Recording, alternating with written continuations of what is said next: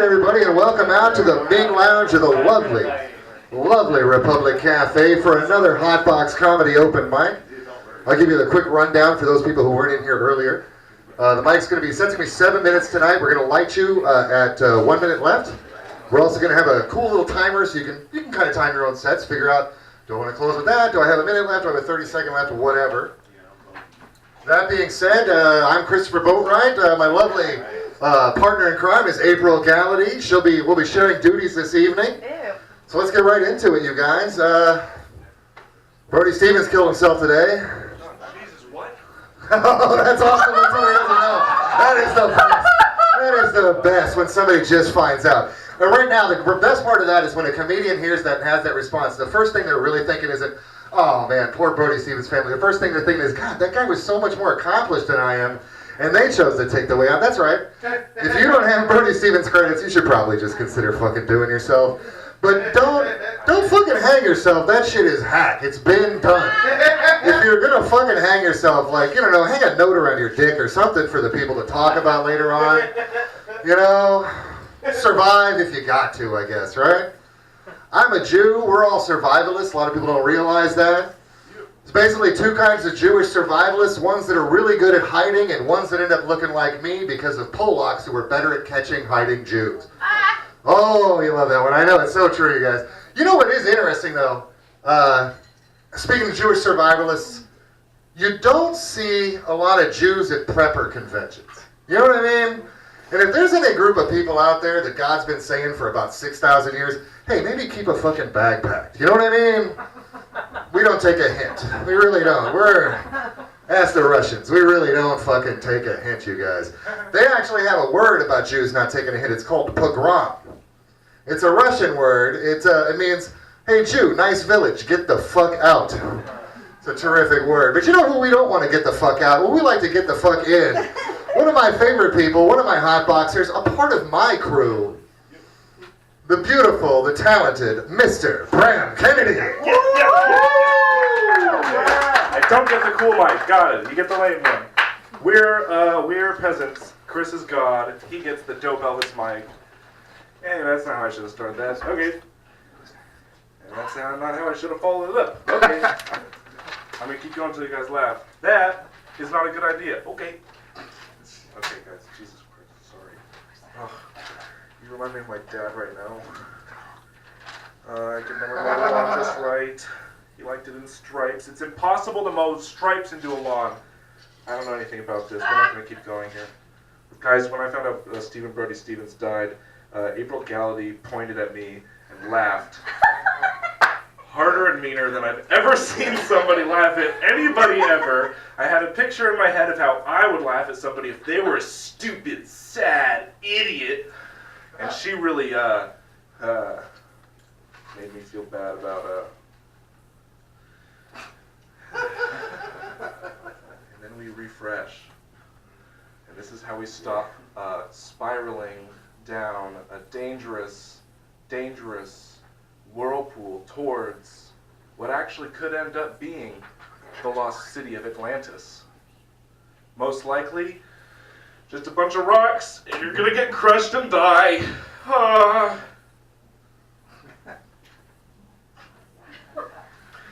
Alright. Here we go. That's what happens when you try to feel it, guys. Don't feel it. Just push that shit down. What was I even sad about? What was it? Oh man, sometimes it just happens. Thanks, man. I needed that.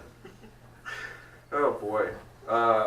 I've got one improvement that I would make on newborn babies. There's a few, but I think one that would really do the trick, just like cost benefit analysis. I think a little more skin on the scruff of the neck would really do the trick. For me, at least. The way I do babies. Not do. Hey! Dude doesn't mean what you're thinking it means, you nasty ass. That guy does babies. By the scruff of the neck, like a man. Whoa. That's weird. You know, there's a little bit of it inside of all of us, I think. A little scruff of the neck, baby. The Ming Lounge, guys, where you get to be a total fucking creep and you blend right in. It's nice. I like it. That's why we come here. Honestly, that's the only reason I come here. I like wiener dogs and hot dogs for the same reason. You guys aren't familiar with hot dogs and wiener dogs? Or you just don't think I'm funny? It's one of those. I'm going to go with you guys haven't seen a wiener dog. Looks a lot like a wiener. Hot dog? Original. That's all I needed. I just needed Chris Boatright to go, Jesus Christ. He hates that guy. All of his people hate that guy. From what I hear, that's their thing. The history books, that's just what I was taught in school. I didn't even know what a Jew was until I was like 22 years old. And then people started like making Jew jokes. I was like, what the fuck is that? Like I thought that was I just thought that was something, so what if you believe something? Like if you believe that if you're one religion, you're just all of these weird physical stereotypes even, it just like didn't click for me until I took acid for the first time, actually. I was like, oh, I get it. Those Jews. Both. It's both a race and a religion. Is that race and what do they say about it? I'm not going to say anything else about it. It's just going to get worse. Not that what I think about Jews is worse than that. That's pretty much the fullest extent of my negative feelings on the Jews. I don't have any negative feelings against them. I swear to you. I love the Jews. They're my people. Okay, technically, I could be Jewish. I haven't done the 23andMe. There's nothing on this notebook that's going to help me now, guys. Unfortunately. Here we are. The Ming Lounge, where you get to be Wouldn't it be fucked up if a comic said where you get to be a Jew hater and blend right in? That'd be so messed up. You cannot say that. Seriously. You don't let those words, except in quotes. You have to put quotes around it. Honestly, maybe if we just started doing this when we like say really offensive shit, would that be okay? Is that okay? Can we do that? I'm not gonna try anymore. This is why they call it taking the bullet, by the way, when you go first. Some people do really well. You can do that. You can get up here and not get all sweaty like me. You can be totally dry, totally cool, make a couple people laugh, and have a smooth show. Or you can come up here, get a dry mouth. Something in here, I swear. Oh boy. Okay, I think if I was doing better right now, I could do my joke about spousal abuse, but we're gonna do a different one. You know they have they have like keys that says "Do not duplicate." Totally up to the key guy, and he doesn't make much to cut those keys, and he'd be more than willing to help you be a stalker. Okay. Boy, tootin'. Let's see what we have. Anything in here? Anything? God. Is this candy for the comics? Yeah. Yes. Dry mouth candy, everybody. If you get fucked up like me right now, that's a good idea. Probably at the start. You could look cool too, because people like oral fixations. You know what? I brought the wrong notebook tonight, guys. Have a good night. All right, I would like to remind Bram and everyone that this is being recorded. If you would like to be excluded from the version that goes up online, please put your initial by your name on the paper. That goes for everybody, actually. This is really being recorded. Chris puts this up on the HotBox website, and so if you don't want this to go out there, all you gotta do is put your initials on there and he'll exclude you, so that's not a big deal. Also, yay, I got to use my schoolyard bully stuff on someone. Just, love it. Very rare do you get to do that. I don't know why I enjoy someone getting bad news, but it's just, it feeds a really evil part of me. I love it, and you really, I don't even know how to explain just how wonderful that was. All right, coming up next, someone who's a much better person than me, Kyle Adams.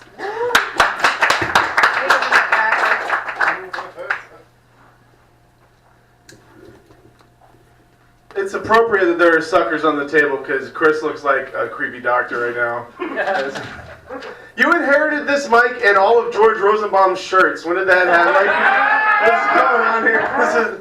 This is weird. Are you just standing in for him now? Are you him in the future? Is he gonna come back and looper you? Is that gonna oh fuck. What kind of suckers are these? Oh, these are left over Valentine's Day. Sweet. Let's see here. I am surprised that I'm the sperm that made it. Haven't won a race since. It's not gonna happen. I've tried. No, and I can't even be proud of that. I can't be like, oh, I did that, right? Because that was my dad's accomplishment. And I can't keep riding daddy's cum tails. You know what I'm saying? It's not an option anymore for me. It's no way to live your life. It's no way to live your life at all. I think that canned chili is just wet food for sad people. Yeah, that's right. Put on some mac and cheese. It'll brighten your day. What else here? I know that I've gotten to the point where I've been doing comedy for a while, and I realize that comedy is a lot of high highs and a lot of low lows. It's a thing. It's like it's like a drug. It really is, and it gets sad after a while when you keep coming around for that fucking that you're itching. You know, you're itching. Sometimes people are just like. It's just like heroin at a certain point. It's like some people should just stop. Some people should just never do it again. But the thing is, you gotta work. If you're a strong enough comic, you'll be able to work your way through these high highs and low lows. One of the lowest moments I had was I did a contest where I competed against poets and musicians, and after hearing my set, I got roasted by poets for being sad. That's the thing that happened. And that's like a rock bottom moment for me, like that. And there's no one should have to hit rock bottom and have it be accompanied by a bunch of people snapping their fingers afterwards. Like that's unfair. That's cruel and unusual punishment. It's wrong. Now I've had a lot of great moments in comedy. I got to do a feature spot at an open mic out in Hawaii a couple years back. That was fun. Hawaii is a really fun place to go. Hawaii's interesting because it's technically America. They use American currency, but if someone had blindfolded you and put you on a plane and dropped you off in Hawaii, you would think it's another country. There's a lot of breakdowns in communication there. There was a strip club in Hawaii, and on the marquee of the strip club, it read "Naked Lady." As in one, as in the hardest working woman in Oahu, right? Like that. And my favorite though, they had these condoms they were selling at the convenience stores on every corner, and these condoms had Hawaiian phrases printed on them. And the most common Hawaiian phrase, of course, is "hang loose." They printed "hang loose" on a condom. That's all I'm saying. You don't want a condom to hang loose. That's how really chill babies are made, right? You know what I'm saying? Like that's how you fill the world full of Tylers and Chads. Like, you know, nobody wants that. Nobody wants that at all. No, the funny thing is, right before I went to Hawaii, I had this vacation planned out. You know how sometimes roommates don't clean up messes? Like, that's a thing. Like in Portland, we all have roommates forever. That's how it's going to happen. They just don't clean up messes, right? And it's like my fucking asshole roommate. He died in his bed next door to me and did not have the common decency to clean up the mess. Like, that's fucked up. Like, I had to find that. Like, that, uh-oh, bad roommate. He actually did. He died in his sleep, and I found his dead body. And his family was very concerned about my mental health after this happened. They told me I should probably talk to somebody about this. So thank you for being here tonight. I appreciate it, guys. It's great. I need this. He was the first and only person I ever did acid with. So I'm not entirely certain he ever truly existed at all. Yeah. He died in a Mickey Mouse shirt, which was cute. And it's a very common Mickey Mouse shirt. Like they have this image. It's like the Steamboat Willie Mickey Mouse with his fucking foot cocked out and his hands behind his back. And every time I see this image, like I get like serious like heart palpitations and I feel uncomfortable and uneasy.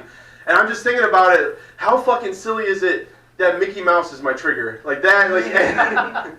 Enjoy the panic attack, Kyle! fucking weird. But like I said, right before he died, we had this trip to Hawaii. We had to go to 2 days after he died, and the whole entire time we were out in Hawaii, we were thinking about him, and he was on our minds. You know, we were saying that Brent was in our heart and in our minds the whole time we were out there. But the day that we got back was his funeral, an open casket funeral, and in life he was a very pale dude. And I don't know if you know this, but if you're pale in life and you have an open casket funeral, they spray paint your body like it's a car in Grand Theft Auto that has 5 stars. Like it's just, he was bright orange. That's all I'm saying. Bright orange gentleman. Never had a tan like that. And you know, we were thinking about him the whole time we were in Hawaii. But you look at his body there in the casket. It looked like he was there on the beach with us the whole fucking time. Like that had a nice base tan. I lost you there. That's what I lost you. God, get some tragedy in your life, folks. It's fun. It's the only time I can write jokes. Let's see what else here. I work in the food service industry. I've been in the food service industry for a very long time. I really like the job I'm at right now. I work at a fine dining place, which is nice. Work at a fine dining place, but I wish I could be honest with all these elderly people I'm taking care of there and be like, ma'am, you may think that this is a fancy restaurant, but my tie is currently tucked into my underwear right now. Like this is, it's essentially a long P-bib with stripes. That's all this is.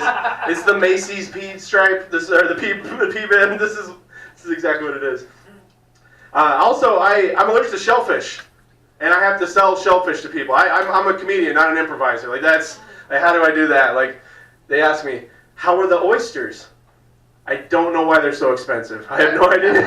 It looks like someone blew a load in half a seashell. Eat it fast, it gives you a boner, apparently. I don't know how these fucking things work. No, I used to work at Red Robin, the worst service industry job I ever had. The people who work at Red Robin, they affectionately refer to it as the dirty bird. And that's just because of fucking sanitation reasons. Like, that place is gross.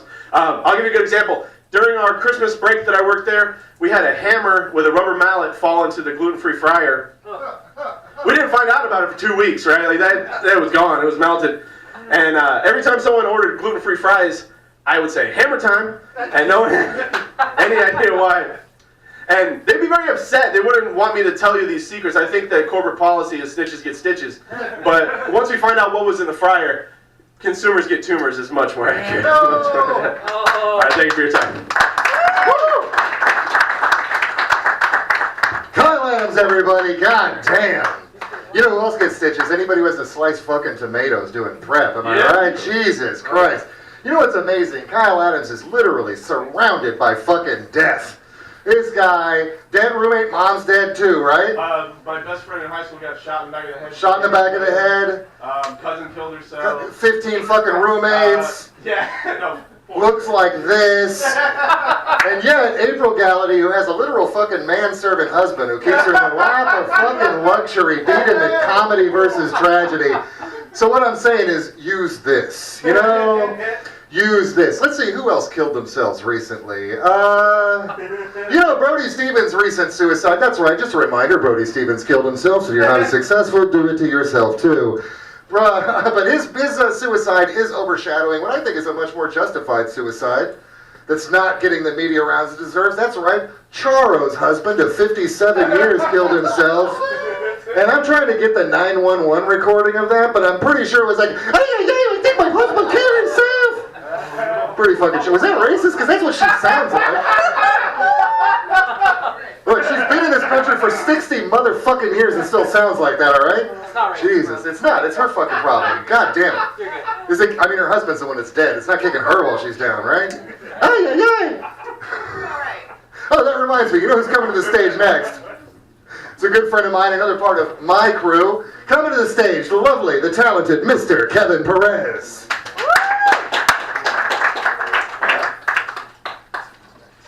All right.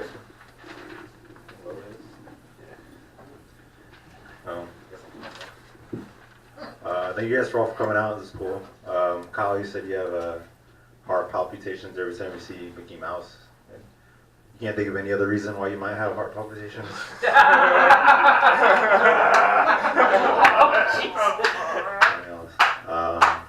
don't know. I have heart palpitations too, but it's mostly because of like truck stuff. You got Ricky Martin hair. Is that what that is? Yeah, dude. It's good though. Thank you. Living with the logo. I'm going through my emo goth stage in my mid-20s. It's cool. I got a piercing and I showed my dad. He's like, I don't care. But, it's cool. I went on Hot Topic. All the fucking little kids are so jealous. I just gave them there, go whatever I want. Life's cool. I work construction. Anybody else here work construction? Yeah, what do you do, dude? Labor. Oh, wow. All right.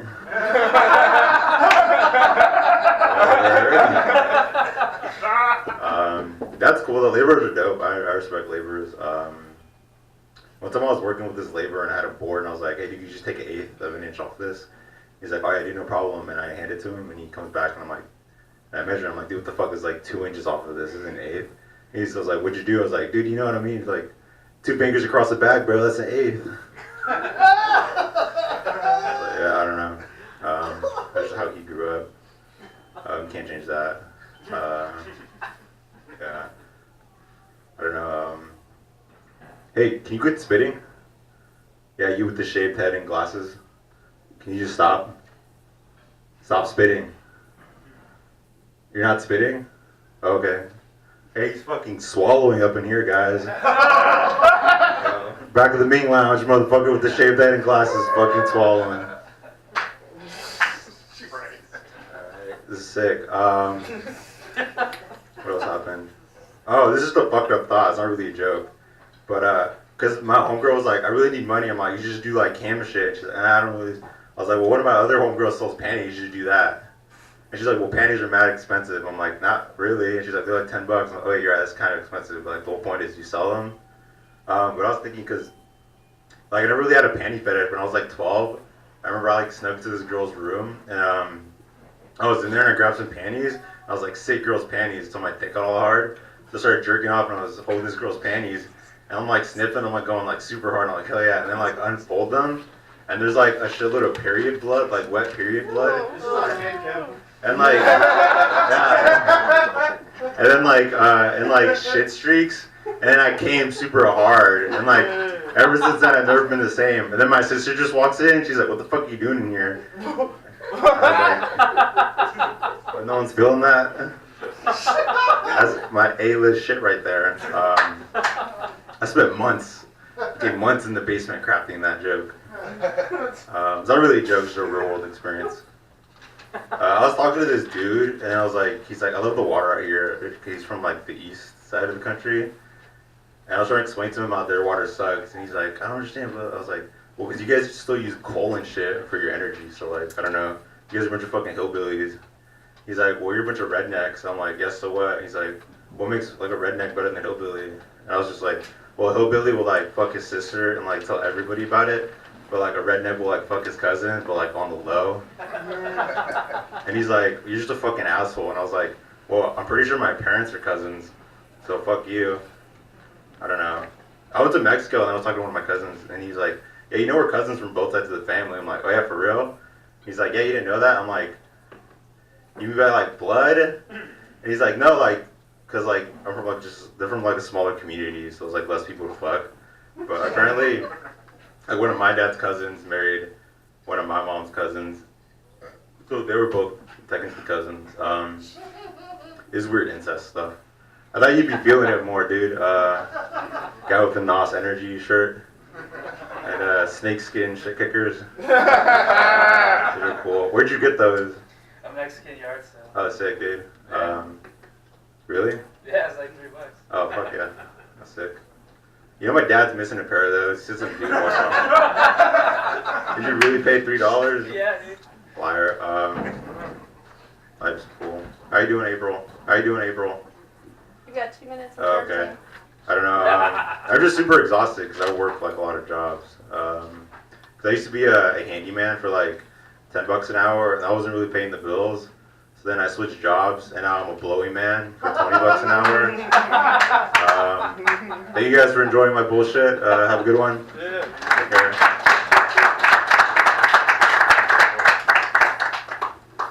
All right. Thank you, everybody, for coming out to Kevin's therapy session. All right, everybody. The next person coming up, I don't even know how to start. She's one of my favorite people in all of Portland, actually. So give it up for Patty Mansball.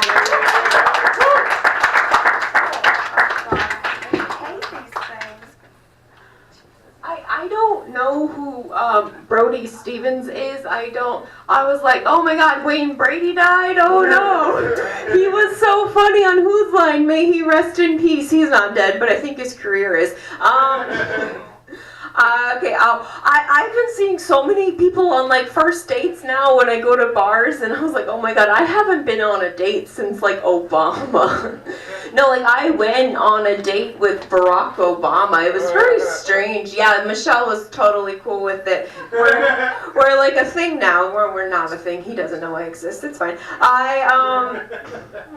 Let's see. Okay, so like they say like when one finger points, like another one points back at you. That's not how it goes. I thought it was. I just have a weird thumb. I've just been deformed my entire life. It's 3. People don't have. Okay, I don't know.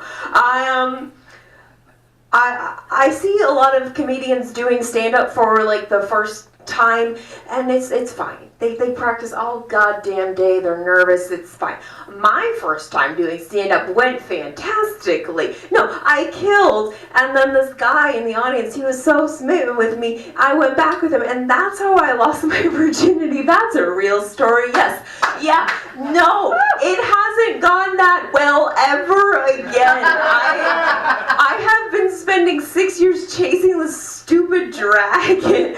No, like open mics are a lot like going out getting blackout drunk, and you're like, oh my God, I'm never gonna do that again. That was a terrible idea, and then you just like do it again. Okay. Let's see. I've decided I'm never gonna date a divorced guy because that means he already knows that he can escape, and I don't want that secret to come out. They recently told me that I was condescending, and I was like, wow, I'm surprised you know what that word means. Good job. All right, yeah. The best way not to cry when chopping an onion, you don't form a goddamn emotional bond with them, so that would help.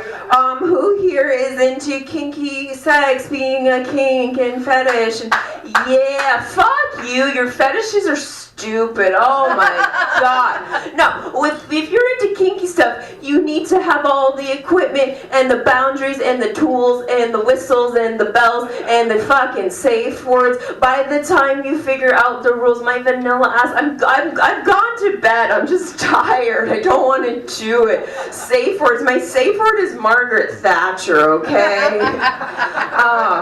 So many male comedians. They come up here. They don't know anything about the female anatomy. I'm going to teach you. You didn't know it was a science lesson. Here we go. Did you know that women, okay, hear me out. Women, they pee, they have babies, and they poop all out of the same hole. Their mouth, okay. Yeah, I have a college degree, so I know what I'm talking about. My dad has never said that he loves me, but he does call me to complain about his Viagra side effects. So I'm like, Dad, I could have had a childhood, all right. This is how you shock a white guy. You tell them you've never seen a Quentin Tarantino movie. Oh my God, they get so freaked out. They're like, what, dude, you get to watch it for the first time. I'm so jealous. I'm not going to watch those movies. Also, who is Quentin Tarantino? Did he do the Avengers? Was Batman in the Avengers? I don't know. No, somebody recently asked me who my favorite Batman character was, and I was like, the seal Kissed by a Rose song, is that a character? A seal is a liar because I don't think he's ever been kissed by a rose, so he doesn't speak his truth like me. Alright, this is something I also, I learned. Did you know most people don't shower with their glasses on? I've been showering with my glasses my entire life. Like, I was like, how else are you gonna see the shampoo? I don't really know. I sleep with my glasses on so I can see my dreams better. Okay. Well, this is another thing I learned. Did you know that incognito mode and the dark web, did you know they're different things? I thought they were the same, okay? No, you can't get a hitman in incognito mode. Mr. Google is going to find out, so don't do that, okay? Let's see if I want to do one more thing. I don't really know. You should just right now. I don't know. What should I talk about? Anybody? Suggestions? No? Chris, what should I talk about? Sex. Whistles? Wizards. Wizards. Like Harry Potter stuff? I don't do Harry Potter. I don't. First choice. Yeah. Wait. How did the Harry Potter people? Did they have to go bathroom? Like, did they like? I don't know, have a wand to make it go away, or did they have plumbing? Like, how does it work in the Harry Potter world? Just think about that. All right, I think that's all I want to do. Thank you. Party man's wild, everybody. Let's keep it going. This is not funny at all, but she just triggered me. So, JK has addressed this issue, and until plumbing caught up with the wizarding world, yes, wizards did poop on the floor and then apparated away. That's what they did? That's canon, yes. That is, I'm sorry, that's nothing unfunny, I guess, unless, Thank wizards. you for covering that, because Yeah. I was sitting here going, oh my god, I know the answer to that. There's seriously two people who went to Pottermore and refreshed and deleted cookies so many times because they got stuck in Hufflepuff are sitting right at this fucking table. Right here. You know the feeling, right? You know the feeling of that. Oh my goodness. And Patty, by the way, complaining that she's not... First of all, I happen to know for a fact that a very attractive person did send you a swipe right, and you deleted that person. Is that not correct? Wait, who sent me that? Bram fucking tried to get at that, and you fucking shut it down. Shut it down. That's a power move, you guys, because I don't know about you, but Bram is a very pretty boy, so respect. Respect the game, Patty. I respect it. He's married. He's not even married. Like, he was a swinger. It's Portland, dude. That's like sober in Portland. It still means you do pot. Jesus Christ, man. Nobody's that married for crying out loud. Oh my goodness. So we're getting in there, but this is a Portland mic, so I want to take a moment to just talk about something kind of serious, something important. In the time it's taken for me just to say this sentence, 4 children in Africa have died from malaria. There goes another one. Another one. There goes another one. Hold on. Yep, another one. This is kind of getting exciting. Hold on. Yep. 2 more in that time. I'm kind of getting, the power's kind of going on my head. So you know what, guys? I think it's time to bring up the next comedian. He made his first debut. That's redundant. He made his debut here. He is a salesman with the force. He's got the power. He's got the boots from a Mexican yard sale. Let's give it up for Mr. Aaron Lopez.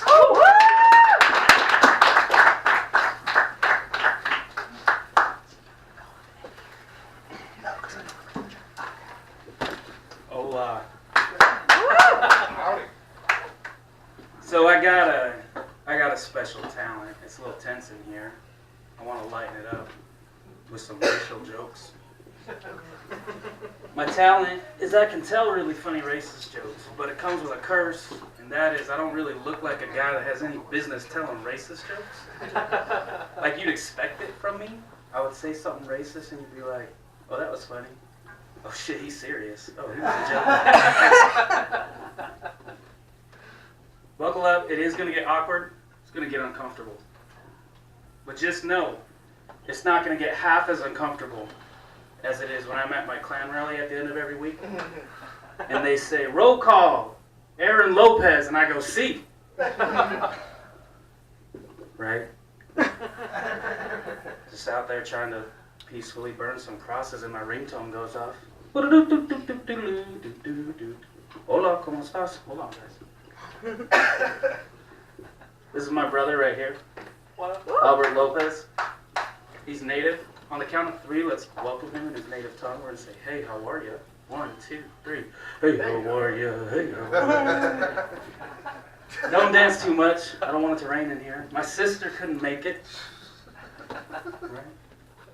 Tiffany, she's a dead ringer for Pocahontas. She's a stripper, though. She's busy doing her Make It Rain dance right now. God damn it. Let that sink in, right? It's true though, man. Like my dad, he's Apache and Yaqui, okay? That's as native as it gets, right? Like, Apache and Yaqui is so Native American that if Hollywood's gonna portray you in a movie, they call Daniel Day-Lewis. Right. That's a joke about a movie from 1994, so you gotta be buffed up on your Netflix. I would try these jokes out on my dad, and he didn't like it, right? I was just like, hey, Dad, sit down. I got some Native American jokes. He's like, that's not a good idea, so. Haven't you seen the Covington Catholic School Kid? And I'm like, no, dude. I want to win a lawsuit anyways. So I try these jokes out on him, and he just goes, my son, I do not find your sense of humor funny. Why don't you tell those jokes that your people told when they stole my land and killed my people? And I was like, whoa, Dad. That was like back in the 1900s. It was like over 50 years ago, right? Hashtag holding a grudge. Yo, you people make good jerky, but you are salty as shit right now, Dad. Why don't you go write a song about it, Tom being petty? We were trying to find some common ground, right? My heritage is German, if you couldn't tell. And his is, you know, like I said, Apache. I'm like, I don't know, what'd you do when you're growing up, Dad? You guys throw frisbees? We only had buffalo pups. Okay. My people hunted buffalo. We didn't let any go to waste. And I was like, well, there you go. My people hunted Jews. Ironically, we didn't let much go to waste either. Zestfully clean doesn't mean what you think it does, Dad. God damn, that was a lot funnier in front of my racist friends, you know? They loved it. I'm gonna tell you about the time. This is a true story. I know every comedian says that right before they're about to make some shit up. But I was in Wolf Point, Montana, right? That's an Indian reservation. Is anyone familiar with that place? I didn't expect anybody to be. Nobody has any idea what tribes of Indians are on that land. It's the Assiniboine Sioux. Don't get excited. It's not your favorite airport bakery. Assiniboine's a type of Indian, right? We're walking down the street, and this guy goes, elders, come into my home. We're like, okay, what's up, man? He's like, my mom wants some blessings. We're like, all right. Natives do this thing, and this isn't like a stereotype, but it's not uncommon. They'll put the beds in the living room, and then they have personal space in their bedroom. It's actually pretty chill. I like the setup. This dude's name's Lonnie. We walk in, and his twin brother is sitting on the bed in the living room. He's kind of drunk, right? And he's wearing a trench coat. And I'm like, yo, I know natives aren't too fond of wearing clothes. And I know trench coats aren't too fond of covering up clothes. So I don't need to do a whole lot of detective work to find out what this dude's wearing underneath this coat. And Lonnie goes, come have a seat at the table. We're like, all right. So we go sit down. He's going to call his mom in. His mom's in a wheelchair. She has no legs, no hair. She looks like Charles Xavier if he got diabetes. And I was like, nah, doctor, I'll just WebMD a cure. Don't worry. She comes wheeling up to the table. This is the dirtiest house I've ever been in. And there's an open bottle of Windex with no lid. There's not a clean window in this house, right? So you guys are thinking exactly what I'm thinking. And I swear to God, I'm not making it up. But you can't just assume what you're thinking. He can't just be like, Elder Lopez, will you say the prayer? And I go, please bless this Windex to nourish and strengthen our body, right? So I ask him, I say, Lonnie, I'm about to ask you something and I don't want you to be offended. And I'm thinking, I'm going to say the most offensive shit I've ever said in my entire life right now. And he goes, go ahead. And I said, are you drinking this Windex? And he goes, no. And I'm like, oh shit, I just ruined this. I don't drink that Windex. I make my brother drink that Windex.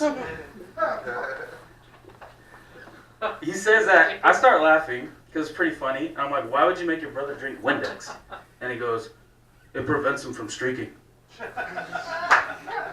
Now, I know you're shaking your head, right? You're like, oh, what a dumbass joke. That's not a joke, that's an experience. That was 10 years since that happened, and it took me that long to find a funny way to tell you guys about it. That's all my time. I appreciate you guys coming out there. Hey, give it up for Aaron. Thank you. Finally, somebody up here comes up here and starts talking about racial stuff besides me and makes everybody uncomfortable. That's nice. It's nice. It's not just me. Thanks. All right, so the next person coming up has only been here a couple of times from what I gather, right? Yeah, but you're becoming a hotboxer for sure. Give it up for Eddie Sue. Woo!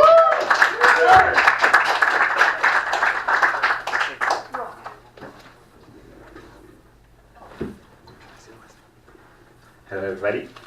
Eddie. Okay, so hold on, please. Sorry. First of all, I'm not from kitchen here, just so you know. Yes. Yeah. I moved to Portland from San Francisco. Before you hate me to increase your rent, just so you know that I'm from Taiwan originally. So I suffer for the expensive rent too, so don't hate me. Yeah. A lot of people like to ask me, why Portland? Portland rains a lot. Why do you want to move to Portland? I'm like, yeah, it rains a lot, but the rain here is so gentle, like baby's butt, you know? And yeah, so gentle like this butt. And after 3 months of raining season, and I started to like baby's butt. And last time I was in San Francisco, and I saw this baby. I was like, oh, baby's butt. I like that. Yeah.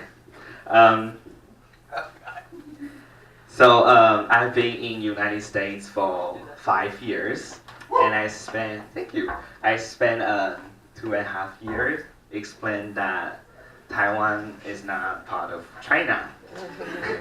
Yeah. Chinese government, they want Taiwan so badly, like teenager wants to have sex, but legally they can't. So yeah, they straight out just they threat the international airplane to change the Taiwan from Taiwan to Taiwan, China. But guess what? Nothing's changed. They straight out just their happy teenager masturbation. So yeah, so that's it. Okay, so next joke. I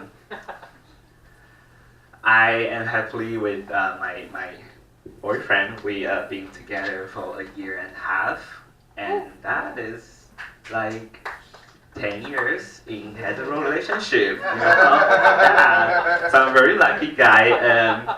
Both he and me have a lot in common.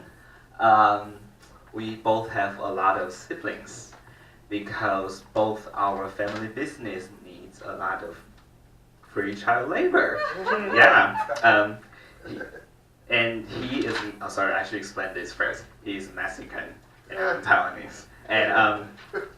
And so he and I are also very good at money, which is another way to say we are very cheap. So yeah, we buy Target furniture at Goodwill. Okay, so yeah, and we have this coupon folder as big as the entire Harry Potter. So yeah, and we have last time we shopped in the Safeway in San Francisco, and all those Asian ladies back in the line were like, "Oh my God, how they do it? How their price got so low?" And I was like, "You date a Mexican dude." Yeah. My mom told me a lot. She always told me that men should pay. But I think that doesn't work in gay relationships. Because in the very first day, we are like, oh, men should pay, so should I pay or you pay? And I'm like, if I pay, do I get to fuck you tonight or you get to fuck me tonight? Yeah, yeah, yeah. So again, I'm very lucky guy to be with my Mexican boyfriend is known. Before I met him, I used to fuck so much dude, so much dudes until I found this guy. He is the chairman of San Francisco Republican Party. That is legit my word of shame. Yeah. I feel shameful. It's not because he's Republican. I feel shameful. It's because he is rice queen, which means it's a white gay dude only fucks Asian men. And I happen to be a potato queen, which is the Asian people only fuck white dudes. Well, come on, I come from Taiwan. I used to be a sticky rice, okay? So I finally have a chance to try potato. Of course I was a potato queen. Then, I finally met my Mexican boyfriend, realized I was actually a taco queen. Yeah. This month I joined gym. It's because my mom called me fat because she's saying this is fat in Asia, but I guess not here. Yeah, another reason is my dad's gene worries me because he is a big person and he's so big and he uses his belly as his notebook. So one time I went home and I saw this phone number right on his belly chest here. I was like, Dad, what is that? And he was like, oh yeah, I was on the couch. I was too lazy to get a book. I just write it here. Yeah. Well, that's my time. Thank you guys. Woo! All right. Eddie Sue, everybody. Let's get it going for Eddie Sue.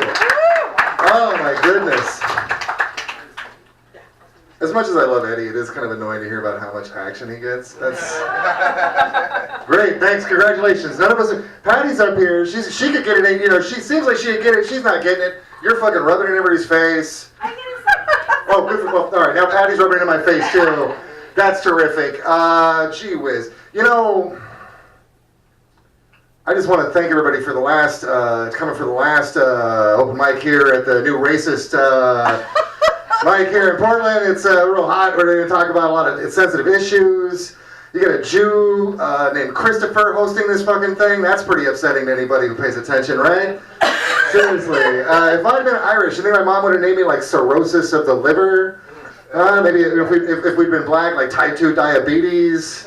Right? Haitian, should have named me Hurricane Andrew. Oh, topical. Goddamn, it's dark in here, right? Jesus, I'm so bad.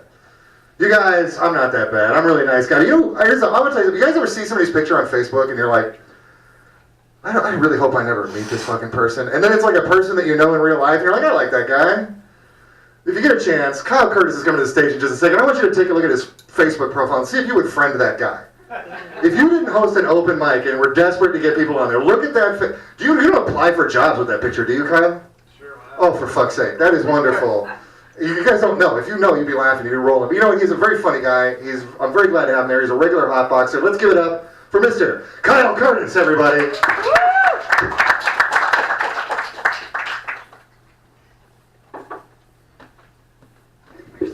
Thank you, Chris. Hey, everybody, let's give it up for Chris. Woo! Hey, for April. Thank you. She's working hard, hosting this mic. Give it up for Cammie. If you go to the bar, she's working hard as well. Tip her Yeah. well, all right? I don't know if I'm in the right room. I don't have any jokes about racist shit. I don't have any Jew jokes. Sorry. I don't have any interracial sexual jokes. I just wanted to come up here and talk about dogs. I'm a dog person. Who else here? Who else likes dogs? Right on, cool. I miss having a dog. My last dog died about 10 years ago.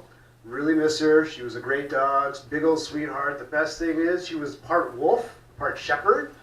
And so when I'd go for coffee and I'd tie her up outside, I'd be sitting at the table and she'd be on the sidewalk. Everybody would give a wide berth. They would literally walk from the sidewalk into the street, like almost getting hit by cars to leave my dog alone. And my dog is like the most sweetest dog. It was crazy. But yeah, she's dead. I haven't had a dog for 10 years. I miss having a dog. I think I became a dog person when I was a kid. I had 2 dogs. Had a black lab and a Pomeranian. Pomeranian, basically like a little ball of fur on 4 feet, if you don't know what a Pomeranian is. The lab was my stepfather's dog, and his name was Brother. But that was his full name. We shortened it. The short name was, well, it should be Bro, right? Isn't Bro the short name for brother? Like, what's up, bro? How's it going, bro? How are you, bro? How you doing, bro? Right? That's the short name for brother, right? But my stepdad was from the South, so it was Bruh, right? So it was Bruh. People say that, like, hey, bro, what's up, bro? How you doing, bro? But this is 20 years ago or so, and it got really, complicated when it came to getting the name tag for the dog. The phonetic spelling, I guess now would be B-R-U-H, right? Bruh, right? You guys have seen this, bruh? Or B-R-A-H, right? No, my stepdad, as I'm sure you can tell by now, got the name tag B-R-A. Yeah, I had a dog named Bra, which I like to point out to my friends every time they came over and played with my dog. And I'd say, hey, you know what that dog's name is? And they'd say, what? I said, Bra. They're like, no. And I'm like, check out the name tag. And they're like, holy fucking shit, you have a dog named Bra. And I'm like, yeah. And then I point to the Pomeranian. Her name's Panties. And they're like, what? I'm like, yeah. Why did you? I don't know. My parents named my dogs Bra and Panties. I don't know. It's kind of embarrassing when they're out at night and I have to collect them. Walking around the neighborhood, Bra, Panties. Come on, I'm looking for Bra, Panties. Sir, can you help me find Bra and Panties? And for a couple minutes, my friends actually believed my two dogs were named Bra and Panties. But then they checked the name tag, and the other dog's name wasn't Panties. It was Undergarments. All right, those are my jokes about my dogs. Let's see what I got. What have I been working on? I'm going to bust out some new stuff for you guys here. All right, let's see what I got here. Oh, yeah. So I got a book to help me with doing some comedy writing, and it had some prompts, right? And so one of the prompts, I worked on this today. The suggestion was write down a list of 3 unfunny things and keep writing about them until you come up with something funny. So my list included El Chapo, art and neuroscience, how art impacts your brain, and the Green New Deal. Somehow all the jokes ended up being about my penis. Okay, I was reading recently about how body parts can now be 3D printed. Well, that sucks. I mean, good for modern science or whatever, but I just figured I made the decision I was going to start a side hustle as a 19th century English body snatcher. I was going to steal body parts and sell them to medical universities. I even had business cards printed up. Kyle Curtis, comedian / body snatcher. Fuck you, 3D printers, stupid fucking modern science. All right. I was a film studies student. I actually tried my hand at screenwriting. I have an idea for a bunch of movies, and I want to run them by you guys. Again, I don't clap if you'll see this movie. If you laugh, that's cool, whatever. But let's do the Siskel and Ebert thing. Thumbs up, thumbs down, all right? Okay, so the first movie idea I have here is a superhero movie in which the main character tortures the villains with bad jokes and lousy wordplay. Working title, The Punisher. Who would go see The Punisher? Thumbs up, thumbs down? Bunch of thumbs up. That's good. That's great. Okay, cool. All right, next one here. This is a coming-of-age comedy set in a summer camp that is populated by hopeless losers who have a competition with their better-off rivals at the fancy camp across the lake. Although some of the camp counselors engage in zany hijinks, important life lessons are learned by the kids at summer camp. Oh yeah, also it takes place in Stockholm. Working title, Swedish Meatballs. Who would go see Swedish Meatballs? Thumbs up, thumbs down? Overwhelmingly thumbs up. Cool, alright, that's good. All right. Okay, this one is a movie about a nun who oversees a criminal meth-dealing biker gang which operates out of her convent. Working title, Bad Habit. Who would see Bad Habit? Thumbs up, thumbs down? Yes, thumbs up. Okay, good. I'm on a roll here. By the way, I am auditioning for the main role in The Punisher, in case you couldn't tell. All right, this one here, a movie in which black people and other people of color are removed from the voter rolls. Working title, The Purge. Who would see The Purge? Okay. All right, this is an experimental artsy film influenced by Andy Warhol's Empire, which was a 24-hour film of a single static shot of the Empire State Building.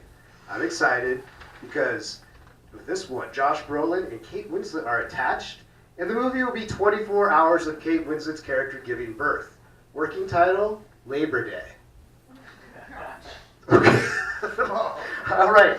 I forgot. Nobody ever saw Labor Day. Okay, all right. This is a movie, next one here. A movie about a genius IT computer hacker with an STD. Working title, Open Source. Who would see Open Source? All right. All right, last one. This is a movie about an evil villain intent on seizing global domination.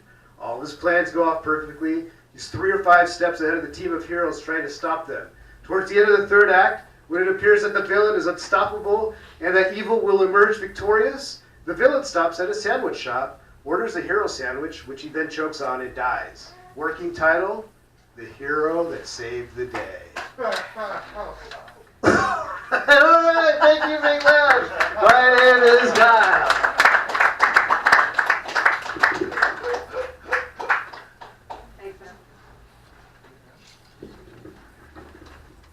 Oh yeah, give it up for Kyle for the dad jokes. Yeah, what do you got? You know what? It's funny. I had ferrets in the very first one I got. Her name was Luna.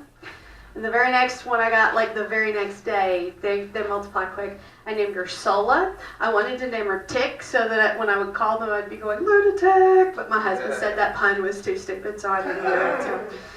All right, I'm sorry. All right, so the next comic coming up hopefully has better puns than I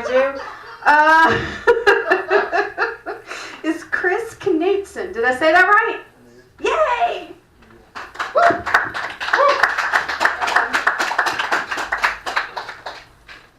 All right, this is my 3rd time trying to stand up. I'm also gullible as fuck, and I feel safe here, so I'm going to try some shit that I'm not brave enough to do elsewhere. So, here we go. So, first of all, I'm the racial jokes I love. I come from a construction site, and that shit's all day, so I feel very safe being here at this semi-clan rally. My first name starts with a K, and my last name starts with a K, so the question I get asked all the fucking time, what's your middle name start with? You know, because my parents were so white that they would give their kid the initials of a white supremacist organization. That'd be a wonderful childhood to grow up in. I didn't grow up the way I wanted to. I was never anything that I wanted to be. I wanted to be a badass. I wanted to be like Bruce Willis in Die Hard, or Jason Statham in Transporter, or something like that. Or like Jason Bourne. But it's such a pain in the ass because I don't know any Russian. There's no fucking way I'm going to Thailand with nothing but a backpack, a gun, some dog tags, maybe a Ranger tramp stamp. It's just too difficult. I've got donut belly, I like sleeping in till 10 a.m., and I'm way too addicted to mother-daughter incest porn. One of the first things that people notice about me is that I look and talk retarded, which is kind of weird because I'm so damn good looking. People are always calling me, they mistake me for Aquaman. They're always saying, hey, water boy, or fish for brains. I like to go camping. That's kind of like one of my manly things I like to do is trekking out into the wilderness and, out away from the campgrounds and the people where there's bears and cougars and shit. But it doesn't really scare me because if I go pissing out in the woods, like, I eat Krispy Kremes by the stack, right? Nothing but Taco Bell and Rockstar. So if a cougar comes up and sniffs that puddle, first of all, he's going to think this is no threat. And secondly, it's going to go straight to his hips. I have moments where I feel like I could be a badass. Like my buddy Ramon, mentioned earlier that I work construction. Ramon is one of my labor buddies, and he's black, but he's like my brother from another mother. I mean, we're best friends, and we both live in Gresham. Okay, he gets cold cocked outside of a bar in Troutdale, and he's shocked. that this would even happen. Me, I'm looking at him like, okay. And he says, why aren't you surprised? I said, it's fucking Troutdale. You're a black guy in Troutdale. You got fucking Kohl's coupons, Safeway Club card. You have to go to bed early and get the kids to soccer practice. I could kick your ass. This ain't MLK. But no, you know, sometimes like, sometimes it's like I want to make the racial jokes, but then there's times when there's too much of a layup, and I can't go for it because it's too easy. This one time, my buddy Isaiah and I, both of our cars got broken into at the same job site, and for weeks we'd be sitting out there at break time, and this is over in St. John's, and this black guy starts walking down the sidewalk, and Isaiah looks at him and says, I bet that motherfucker did it. And the rest of us, being all white, sitting there with Isaiah, shit, never would have thought that stereotype, you know. That sounds a little racist, Isaiah. He says, no, black people always steal. We couldn't say shit. But in all fairness, I don't always just make jokes about people of different colors. I don't have any good Jew jokes. In fact, you're the first Jewish comedian I've ever met. So I feel honored.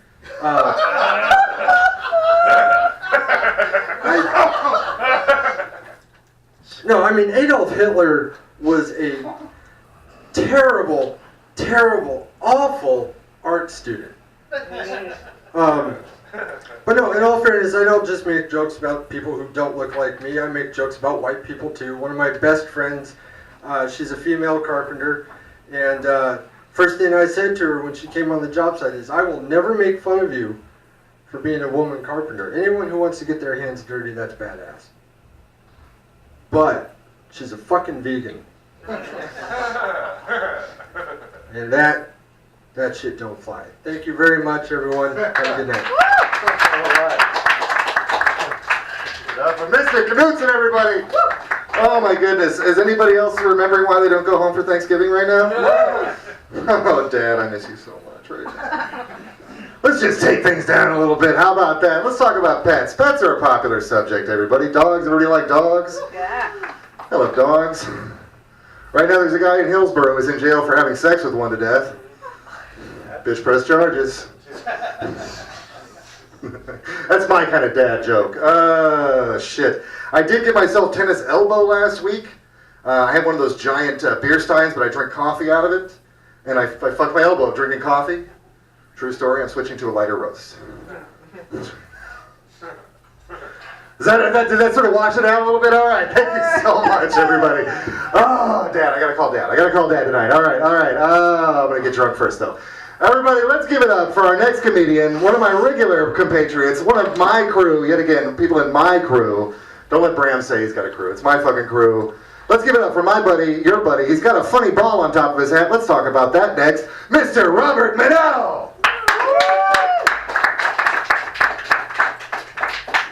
What's up, guys? Gotta love the ball on top of the hat. Goes a long way with the ladies. I don't know why, but something weird and cute about it. That's not even a joke or anything, but alright, let's talk about me. I go to LA Fitness. I swear that's not a brag, even though it sounds like it is. I don't know why, why does that sound like a brag, you know? Like LA Fitness, it's just kind of pretentious, you know?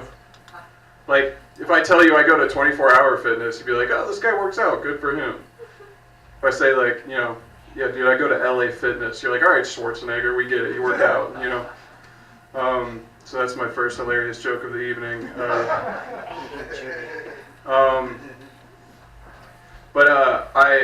like to go in the hot tub at LA Fitness, and if you remember, I recommend it. It's worth a gonorrhea.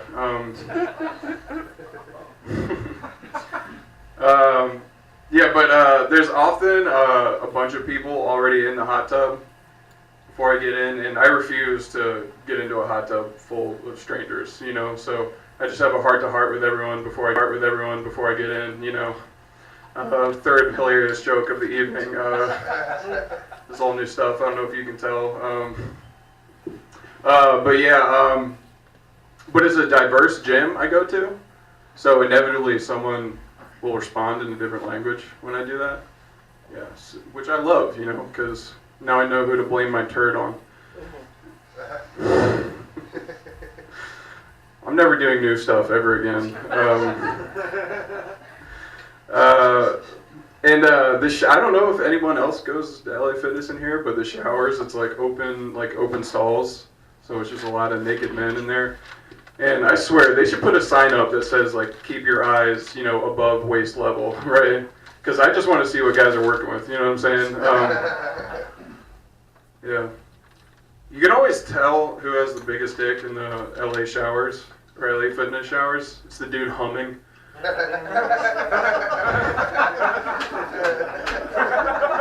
He's just like, this is basically my house anyway, you know. I'm just gonna hum some Frank Sinatra in your bitches' faces right now. Okay. Let's see. Just thinking about, I don't think white people are made to dance. I just, you know, I mean, I know that's like everyone hears that white people can't dance, but I mean, think about the dances we came up with. You know, we're not meant to dance like waltzing. Yeah, we take dancing, you know, something our bodies do organically to music, you know, to have fun. And we're like, yeah, let's add counting to that. And if you fuck up, you will inevitably step on your partner's foot if you weren't horny from the counting part. Yeah, just like white people, we like to just put rules and regulations on it, you know. I'm going to scrap that tag for sure. Where do I go from here?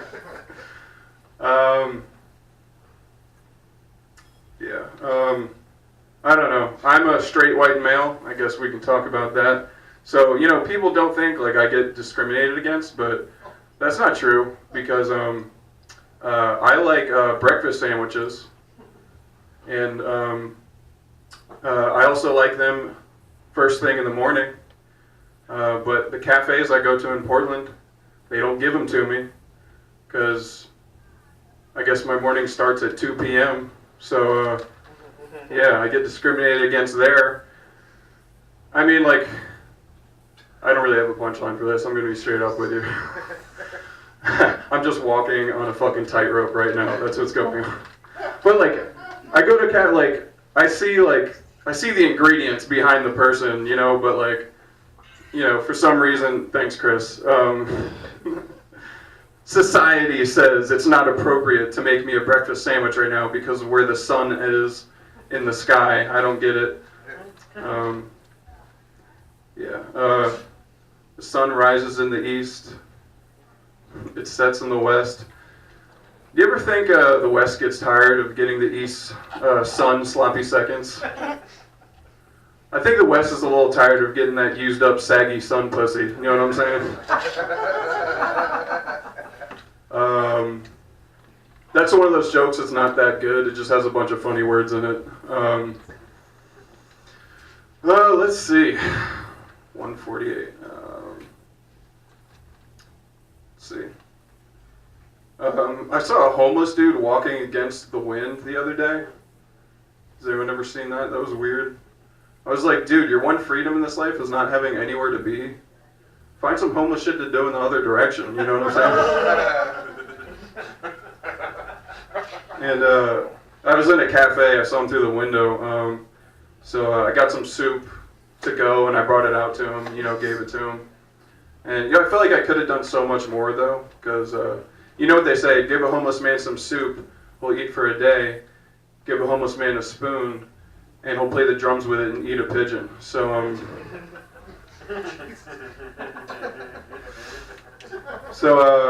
I felt like I had to, you know, at least I felt like I had to stick around and talk to the dude. So I was like, hey dude, like, why are you walking this direction? You know, like, what's so special in that direction? He was like, 2 blocks up, there's a pigeon. I don't know if you can see it. So I was like, dude, today's your lucky day. A block in the opposite direction, I saw a pizza just laying on the sidewalk. You know, like, you know, go, you know, have at it. He was like, God bless you, thank you, sir. He took off. I gotta be honest with you guys, there was no pizza. But I had my eyes on that fucking pigeon. Alright? Thank you for that sympathy laugh, sir. I just literally had no idea what I was gonna do tonight. 15 seconds. What's the dopest joke I could tell in 15 seconds? Somebody else's? That was good, Chris. Well, nothing I say is gonna work now, you fucking son of a bitch. I'll leave it there. Peace out.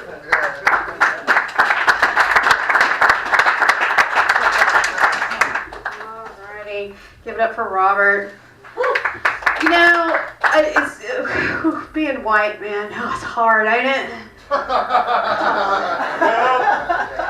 Right. Okay. Talking about going to the gym though, and people like is saying that the person who's naked is probably the one humming, who has the biggest dick is the one humming. I don't know what it is about women's gyms, but for some reason there's always some woman in the gym who is talking really loudly with another woman, and she's butt ass naked. And she's like, yeah, and little Karen. Oh my God. Yeah, we're taking her to the new daycare this week.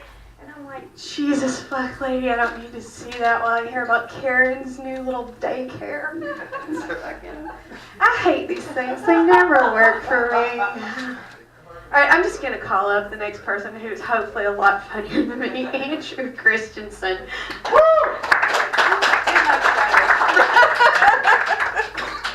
I took Robert to the gym with me, and it was fine. We were kicking ass, having a good time, and we were showering up, getting ready to go. And he's like, "So everybody's just shaving their pubes now?" He's like, "Dude, there's a lot of guys in this locker room." You know, it didn't hit me till afterwards, but he was talking about everybody else's dick, which you can think about, you just can't mention it while you're there, you know. All right, cool. So who likes drugs? Yeah! Plow through that. Let's just get to the next bit. I'm sober. I'm sure. Let's do a head count. Who hasn't heard me talk about that every single night for like 6 months? Woo. Awesome. Cool. I'll be talking to you exclusively. Last year I quit drinking and smoking cigarettes, weed. I also quit telling people that I'm a vegetarian, just not for like moral reason, but for health choices. It was people were trying to hurt me. It was getting out of control. It was kind of difficult. Like I hang out with recovering heroin addicts and meth heads and people trying to get clean of alcohol and whatever. They all ask me, "How did you quit eating meat?" Because it is a nightmare. Like, I mean, imagine if you tried to quit heroin, but they were putting bacon on it. That's kind of what. Yeah, it's really addictive, man. It's pretty hard to get rid of when you think about seriously how many places there are where you can buy bacon. I mean, every street corner you can buy something with bacon on it. And it's always 10 times more than it would be if you bought it at home. Like, take a second and think. If we all went home right now and made smart choices, stopped drinking, stopped smoking cigarettes, just those two things alone, the U.S. government would collapse. If we all made good choices, this country would fall. Do you smoke cigarettes? No. No? What are you, like a communist or something? Or you hate America? I hate America. You hate America? See, I knew it. Who here drinks, drugs, does drugs? Thank you. See, that's a patriot. You should all learn from him. You should all go to that bar right now and spend 10 times what it would cost to buy a bottle at home on shot by shot at a time. That's just my little bit. I mean, no one's paying me to be here. I'll take a shit on the floor. I don't care, man. This is an open mic. You're not gonna, nothing good is gonna happen here. I'm not literally gonna shit on the floor, but I was trying to illustrate a point that even though I care very much about how this goes, I'm gonna have to pretend like I don't. Who thinks that octopi are funny? Octopi? Octopussies? I think that's actually the first cephalopod comparison to pussy I've ever heard in this room. Which you would think that's the kind of joke you get when you're walking into this room. So I feel like confetti should have fallen from the roof right there. It's like, boom, that's the octopussy joke. But octopus are kind of interesting. They are colorblind. I don't know if you guys knew that. And the reason why that's interesting is because the thing that makes them such an apex predator is that they can camouflage. So they have this like nuclear bomb that evolution handed them, and they have no clue that they're doing it. If you asked an octopus, "Hey, why are you so awesome?" they would just say, "Fish are stupid." Like, if it wasn't for these sandwiches floating in my mouth every 5 minutes, I'd be fucked. And so it makes me wonder if humans have something going on for them that we're not really aware of. Maybe we have some little piece of magic that we're using that's just beyond our perceptive ability, or maybe, I guess cows could just be stupid, but I kind of want to live in the Harry Potter world for a little bit. It's a little bit more fun. That's my segue into the 4 years I spent taking acid. Anybody else piss their parents off? It was a good time, man. It left me with some weird thoughts. I think my boss is kind of like my girlfriend. And, he thinks I probably shouldn't have brought it up, but that's where we're at now. And to me, it just makes a lot of sense because, I'm always kind of analyzing this dating thing because I'm always kind of stuck in this dating thing, in case you couldn't tell. And just kind of, it's like going on interviews, Like a lot of people think that you're just kind of waiting for someone to give you a job, but that's not true. You have a little bit of control over who employs you. That's about it. You just you go on 10 interviews, you get 2 job offers, and then you pick the one with a lazy eye, because I'll let that guy ride my ass for a year.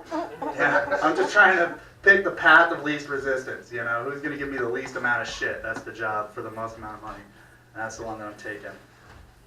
But a lot of guys, that's not good enough, so a lot of guys want to think that they have some kind of control over the dating process, but at the end of the day, you're a Pokemon. You have no control over the mating process. You're just wandering around until someone catches you and trains you to fight smaller, weaker Pokemon. It's a dating bits. Yeah, I feel like, man, I have deja vu, like I told that joke 8 times already. Maybe I should ditch that one for the open mics, huh? I've seen a lot of open mics, and I've also bought a lot of self-help books. I'm a little upset that none of them were called Go Watch an Open Mic. That's the self-help book that the world needs. That's the self-help the world needs, because I feel like we all kind of live in our own bubble, and you think your shit is so bad, and you go to an open mic, and you're like, I'm going to call my mom. Like, I'm really doing pretty good. Like, I'm on the up and up here. That's a good way to look at it. Anybody got a mom? Woo! Oh God, that's the sign of a drowning comic. Like, so did anybody breathe? That's pretty cool, right? You guys like breathing? Let's talk about breathing for a minute. Fuck, man, I know I had jokes I wanted to work on. I gotta remember. Oh yeah, that's right. I started hanging out with my coworkers after work, and I realized that I'm way more interesting when you're getting paid to talk to me. Fuck these people. Like, I got nothing good to say. These people fucking hate hanging out with me. It's kind of like when I quit doing acid, and it's like, oh shit, man, I thought I was really interesting, and then everybody got sober. Now I'm just hanging out with chill people, and I'm not killing it like I was when we were all stoned as fuck. Drug jokes, man. Yeah, seriously, get sober. Let's take down the government. That'd be cool. I think that'd be really awesome, personally. Oh, man, big club. Oh, AIDS! Who wants to talk about AIDS? I don't know who thinks AIDS is funny, but I think it's fucking hilarious. You guys want to talk about AIDS? We're doing it. We're doing it. I got tested for AIDS recently, and the reason why it's so funny is because when they told me you don't have AIDS, which I don't have AIDS, so it's a cool kid club, but I don't have AIDS, and they told me the thing about not having AIDS is you could totally still have AIDS. Our test isn't actually, we're testing for the pathogen that's replicating AIDS, so you can have AIDS and not fail that test. So that would mean that you're actually still replicating AIDS and it's still contagious. You're actually more contagious than you naturally would be. Now, I don't know if that made sense to you guys. It didn't make sense to me because I paid this man $150 to tell me if I had AIDS. He came back and he just said, you might not have AIDS. You could be a werewolf, dude. We have no clue what the fuck is going on. So my name is Andrew, and I'm going to leave this mic up to Christopher Boatright. Give him a hand. That guy buys more drugs than anybody in this room. That's a fucking patriot. You do it, right? No! I buy a large market. I fucking steal my drugs. Jesus Christ, man. Like a goddamn gentleman. AIDS. I like that this is just like, Chris comes up and says a joke that he's a racist, edgy comic, and everybody takes that shit crazy serious. Alright, everybody, this is the racist, edgy mic now. Buckle up! Oh my goodness. So I guess the takeaway from that is that Andrew might have AIDS? Is that what we're going with? That seems like the kind of thing a guy who's really afraid of being violated on the way home throws out at the end of a mic. Like, I don't have a joke, but these guys are looking at my ass real hungry like. Well, I want you to know, Andrew, that if you do in fact have AIDS, I've got something I want to talk to you about. It's a bit of a solution for your potential problem. That's right, America is currently obsessed, and has been for some time, with Eastern medicine. We all know Eastern medicine is a bunch of horse shit, am I right? Eastern medicine is bullshit. Look, we were snorting the fuck out of rhino horn in the 80s. It didn't do a goddamn thing. So what I want to talk to you about is the next field of medicine that's going to open up to the world. It's called West African medicine. West African medicine cures all kinds of shit based on rhymes. It's incredible. Got an itch? Burn a witch. Got scabies? Stab a baby. Feeling kinda AIDSy? Rape a baby. It works out really good. The important thing to remember, though, is that Xu Huiwei, the Chinese geneticist in Beijing, has created something that'll really open up the market there. And that's right, guys. 3 words. AIDS-proof babies. They're coming out there. We used to get 1 use out of them. Now we get to keep going until they stop being technically babies anymore, I guess. I don't really know how that shit works out. Did I fucking lower the bar enough? That's the host's job. When shit gets really fucked up, you gotta get worse. That's actually how it works. That's how they give a person like me a microphone. You guys, now that I've really fucking chilled the shit out of this room, let's give it up. We're giving it to our float list. We're giving it up for our loyal people, the people who came out, who got in, took a chance, and they're gonna come and wow us. The person coming up next is, I've never seen this lady before. She's, I believe, first time at the HotBox. I do get really fucking high, so that might, if I do embarrass myself by like forgetting we've met, I'm a high person. Let's give it up for Miss Jamie Paxton, everybody.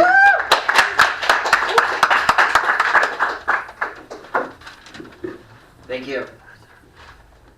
So I'm a 40-year-old, polyamorous, pansexual, trans woman. You guys are wondering what that means? I'll tell you. It means I don't have much of a social life. My sex life is non-existent. And I'm really good at awkward eye contact. And no, you can't ask me a personal question. But I'll answer it. Yes, I was born with a dick. I'm not proud of it. But I'm ready to move on if you are.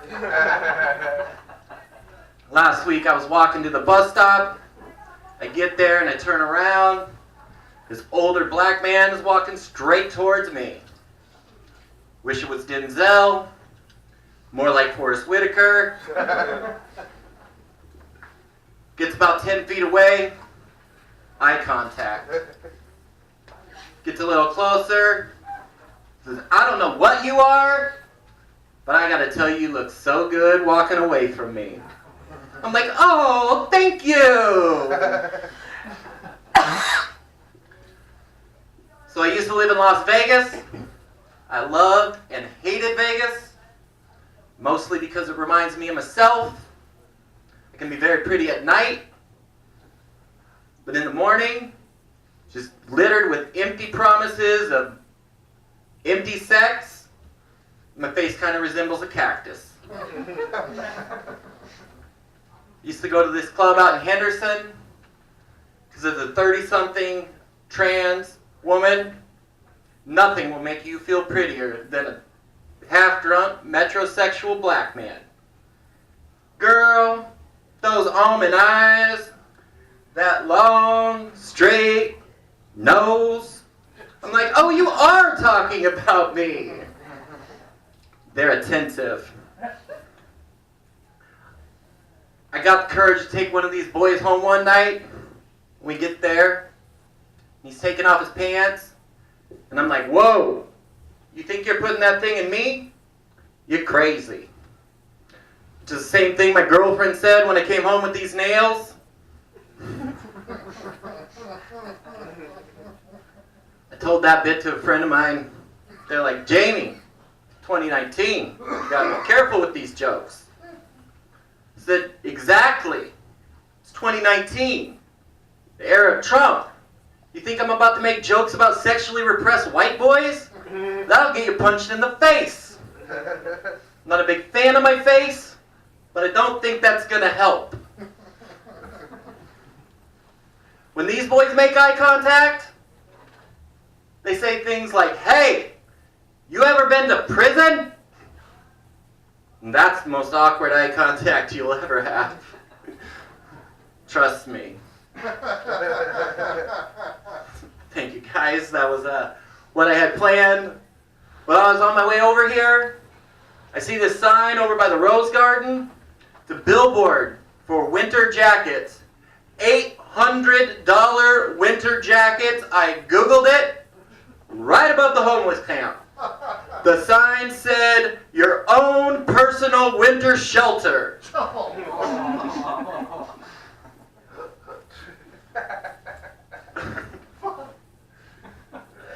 Oh gosh, let's see. What else do I got? I gotta tell you though, this is the first time in a decade that I wanted to stand up to pee. Jeez.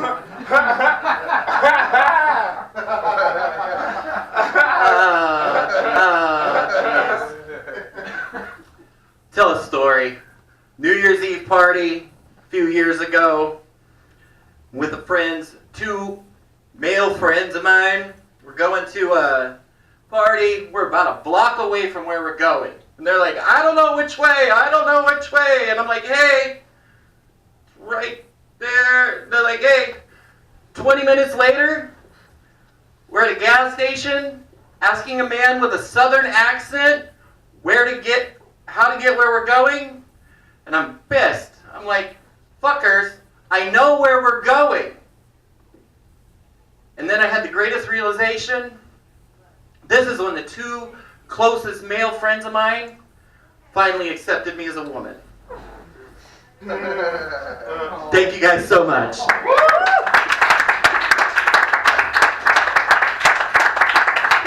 Give it up for Jamie. Very cool, very cool. Thank you. All right, the next gentleman coming up, I have never seen him perform, so this is just, here we go. So Ernest.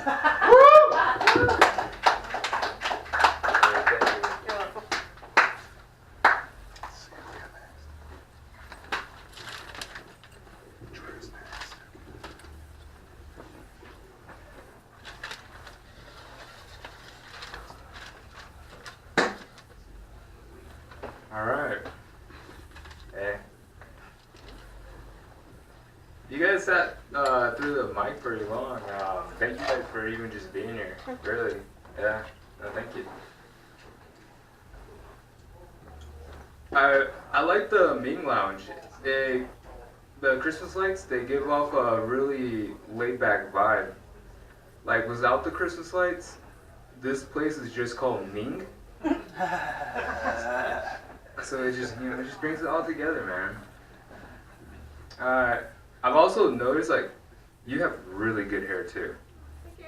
Yeah, really good hair. And sometimes I try to grow out my hair. Like, I'll look up, like, remedies to grow out my hair. And I'll read, like, blogs, like, close your eyes and stare into the sun to open up your third eye. I'm still waiting. I guess I always had bad eyesight, but we'll see how it goes. Wanted to try out some new material, actually. See how this one goes. Alright, so I've been actually trying to like speak my truths a little bit more. Let my mind just roam free. I let people violate my personal boundaries. I didn't want to upset the other person because I didn't know how to say no. But when is it okay to let people violate your personal zone? The hotter the person, the more I let them touch me. If the person's below a 7, don't touch me. I have boundaries. If the person's above an 8, get off my lap. Oh, I'm sorry, I didn't notice your sexiness. And then there are 10s, which can chop off your face with a machete and get away with it. And people will ask you, what happened? And you'll just have to explain, I got my face chopped off by a 10. And they'll congratulate you, like, oh, congratulations. I've always dreamt of being assaulted by a 10 before. I went on a date last week, and it didn't work out.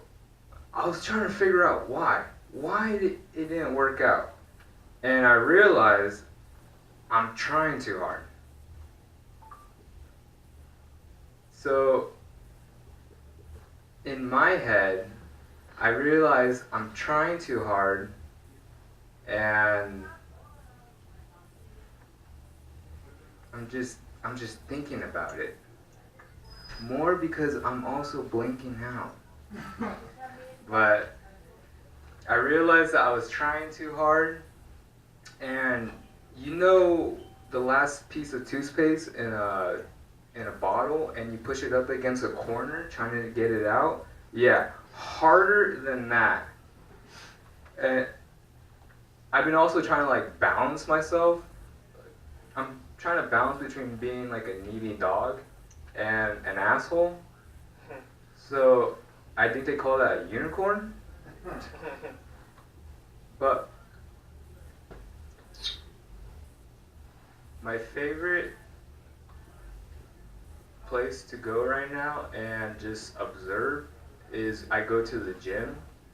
I don't work out, but I notice like these really buff dudes, and I'm always just fascinated trying to figure out like what's the psychology of a buff dude working out.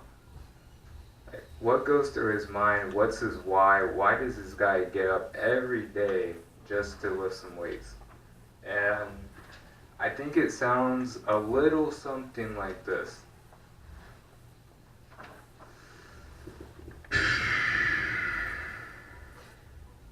Mom didn't love me enough. I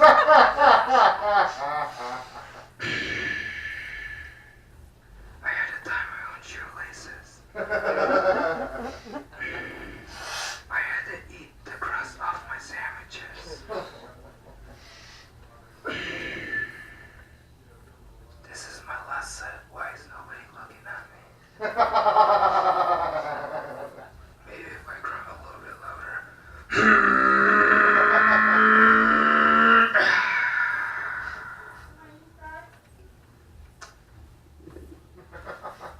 So, 7 minutes, huh? Yeah. No, it's pretty cool. I do really enjoy people just coming out and just expressing themselves. There's a guy earlier that was hating on Adolf. Don't get me wrong. It's like I'm not trying to like condemn the person. You know, I'm condemning his actions. All right, well his actions weren't right. He had like the creative juices and like just that willpower, but he didn't apply it right. I guess from my point of view. But he said that earlier comics said that he was a really bad artist. No, Hitler was actually a really good artist. It's just that everybody else was a really good artist too, and he thought he was shit. So, I'm just saying, if you got a dream, a little hobby, and have to be big, just go for it. The discipline to achieve what you want, but the patience to get you there. Like maybe he wasn't just patient enough, and then he was like, "Fuck it, I'm just gonna start World War II or something." Like, come on. I believe you guys was Adolf. Thank you.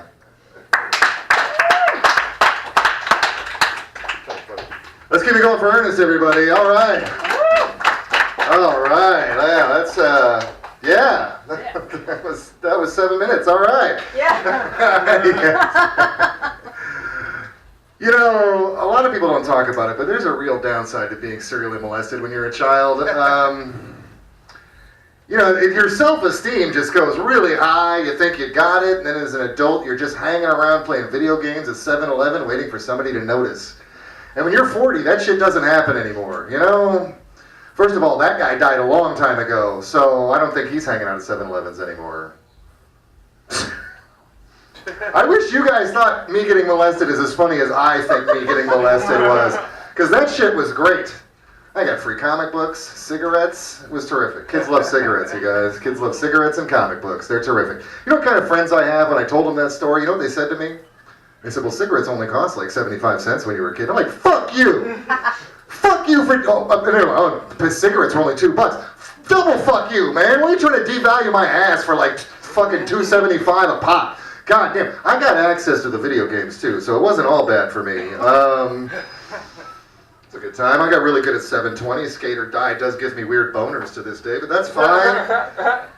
You guys, I'm looking forward to the next comedian to come to stage to give me weird boners for the rest of my life. Let's give it up for Mr. Drew Grizzly.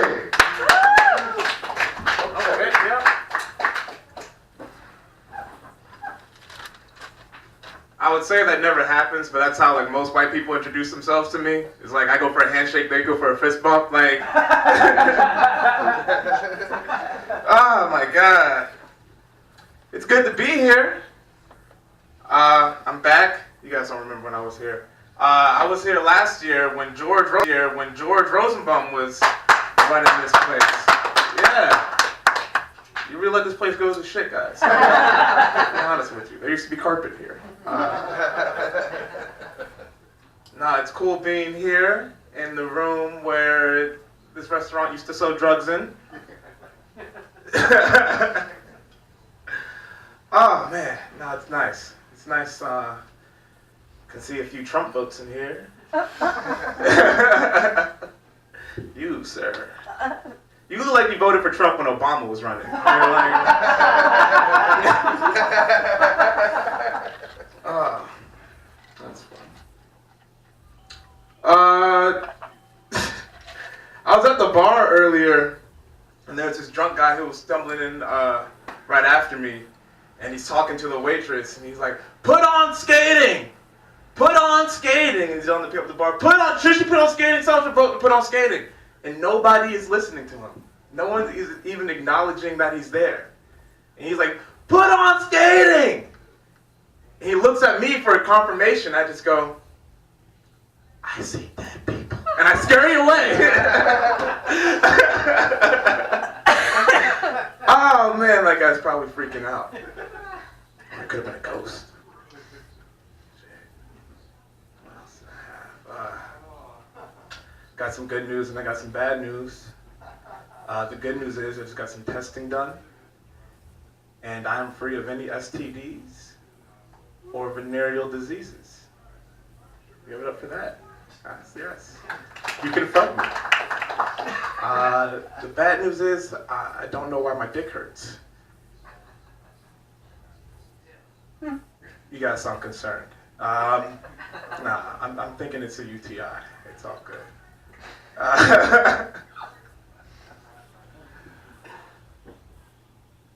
I'm just erasing that joke because that wasn't good.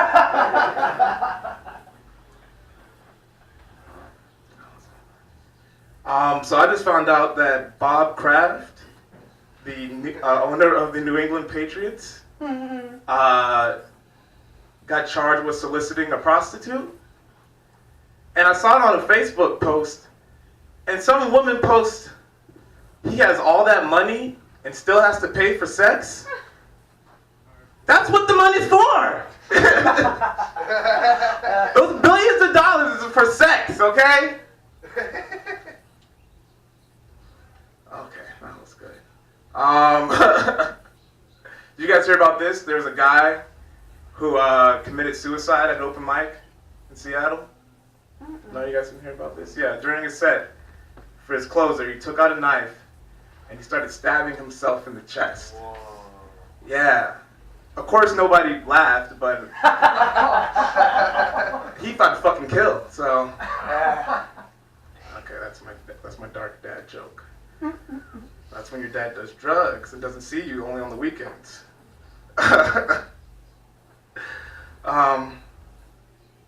So why did I come to Portland? I'm from Virginia, Virginia Beach, Virginia. So you know, it means I'm from the future. No, it's cool. Weed is illegal in Virginia, so I love coming to Portland, smoking weed. I don't believe weed is a drug, but I do believe dabs are drugs. Like, if my mom saw me do a dab, I think she'd cry. I know crackheads who won't do dabs. Yeah, we're done with that. No, dabs just get me too high, man. Like, you ever been so high that when you're cooking ramen noodles in the microwave, you try to preheat the microwave? Is that just me? Oh, Jesus. Oh, what else did I come to Portland? White women. That's why I came to Portland. I know you're mad about that, but it's true. It's I'm a hot commodity here. I love it. I love it. There's a white woman in this city who will fuck me just to prove they're not racist. Like I'd never believed in black privilege, but here it is. So this is the American dream. I think that's the dream Martin Luther King had. I have a dream that little white boys, or little white girls, and little black boys can be fucking. I mean, not when they're little, I mean like teenager or age of consent age.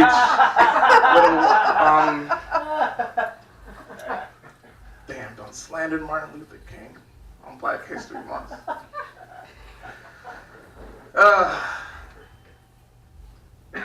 I celebrated Kwanzaa last year. No, I didn't. No, people like, I hate when the holidays come around and people are like, so yeah, Kwanzaa's like the Black Hanukkah, right? I was like, nah, man. Kwanzaa's like the preseason to Black History Month. It's just getting you ready to see all these niggas on TV come February. That's why they put the Super Bowl in February, just to dilute it a little bit. It's almost Valentine's Day. What else do I got? No, black people, we don't camp. We used to camp all the time. Yeah, just for fun. I'm trying to distance myself from white people. Not doing a very good job of it tonight. No, I just feel like white people are taking our slang. You know what I'm saying? Like I heard a white guy say, "Bye, Felicia," or like, "I synced it. It's on fleek." I'm like, stop, guys. You guys have your own slang, right? Like, white people slang's like, "You got it, dude," or "Alrighty then." White people slang's like, "I'm gonna call the police." Like that's white people slang. All right, guys. I'm Drew Grizzly. Thank you.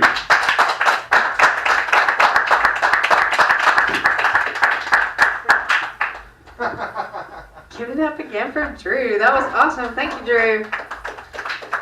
All right.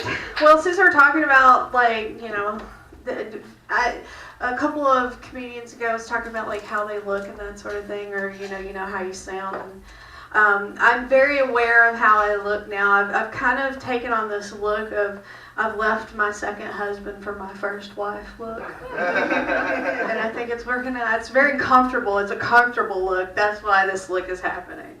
All right, our next comic up. One more after this, but not just like you're going to blow it out of the water. This is the best comic you've seen all night. Bichon. Woo! Now, what's that? Like my prom date, April has too high of expectations. You know, I do want to talk about George real quick before we get started here. I heard George, when he finished running this mic, that he actually stopped the shooting. I don't know if you guys heard about that someone wanted to shoot this place up and he stopped it. I was shocked. George wasn't the shooter? I'm just kidding. He does a great job. George is excellent. George has trouble managing all these mics, but not as much trouble as keeping eye contact with any of us. It's enough. All right. I've done both of those to George. He loves them, so don't worry about it.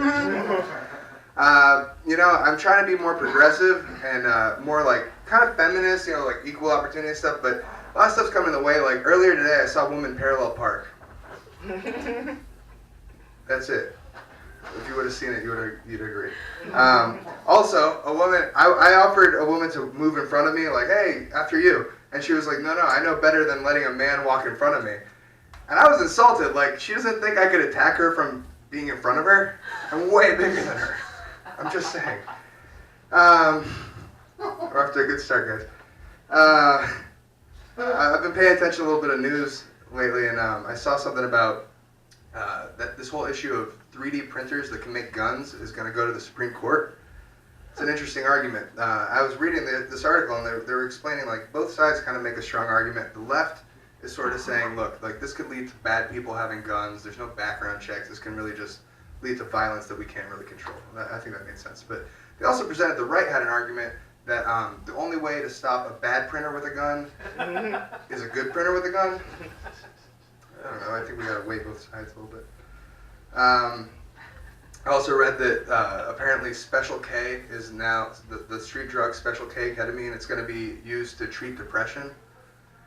Apparently it's found effective from a study in the Gary Busey Journal of Medicine. You guys catch Jeff Bezos get in trouble? Richest man in the world. Richest man in the world had an affair with some 49-year-old reporter. Now he's going to lose half his money. He's not going to be the richest man in the world anymore. He's going to lose $70 billion. $70 billion. Man, I'm embarrassed. I'm ashamed. A 49-year-old? It's the same age as his wife. I think he's been working at Amazon too long because he had the thing he wanted. It was right there. He was clicking on it. And then he saw a bunch of similar things underneath. It said things you might also like.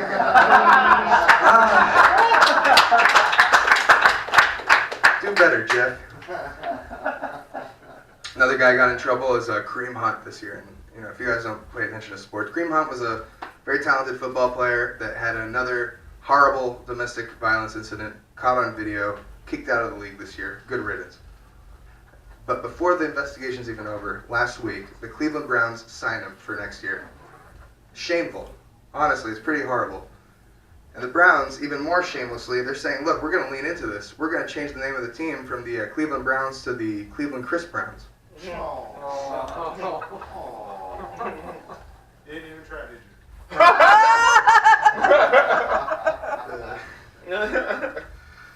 This could be a little polarizing, but I did read today specifically that the nation of Israel plans on starting a lunar expedition. Israel wants to land on the moon. They said they actually never had any intention on that, but apparently they recently found out that there's some Palestinians up there minding their business.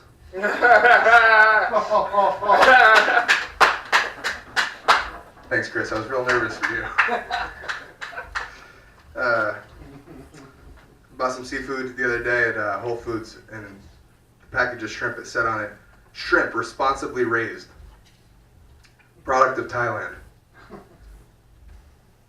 And, you know, individually I'd find those annoying, but together I find it pretty contradictory because I've seen Dateline. Thailand doesn't have a good history of responsibly raising anything. Been there? Have you? Actually, have not read enough history. You want another lollipop? Actually, I love lollies. I'm here just to troll. Come on, young Frederick Duskowitz. God damn! Okay, I'll give it up. Just once. Enjoy the suckers. Just once. Also, new to Portland, and I've seen a lot of people really into trendy food. First of all, I think a lot of the trendy food kind of shows that Portland's not as woke as you guys want to present it, because pretty much every one of your restaurants charge for the food based on where it was born. It's a little racist. But also, I've noticed a lot of people keep talking up Ethiopian food, which surprised me. Because based on every telemarketing, like, you know, telethon thing I've ever seen, Ethiopia doesn't have food. But I actually went, and it was much better than I thought. The way it works is actually the Western restaurants, they bring all the food they don't want anymore, and they just kind of give it to you at the Ethiopian restaurant. Donation. Thai people touching kids wasn't that bad, but Ethiopians. I met someone in Portland recently who told me they were a DJ. They were a DJ for a living, and I thought that was cool. Just keep the suckers coming.